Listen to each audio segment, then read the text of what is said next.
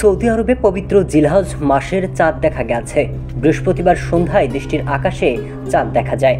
আর এমন অবস্থায় আগামী 16 জুন রোববার দেশটিতে পবিত্র ঈদ উল আজহা উদযাপিত হবে।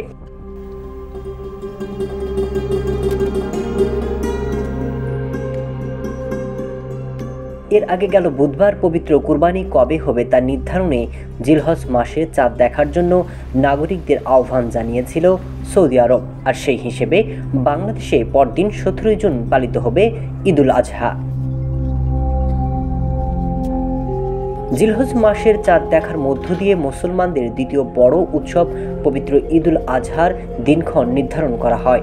তাই চাঁদ দেখা যাওয়ায় আগামী 16 জুন পবিত্র ঈদ উল আজহা উদযাপিত হবে এবং 15 জুন হবে দেশটিতে আরাফার দিন।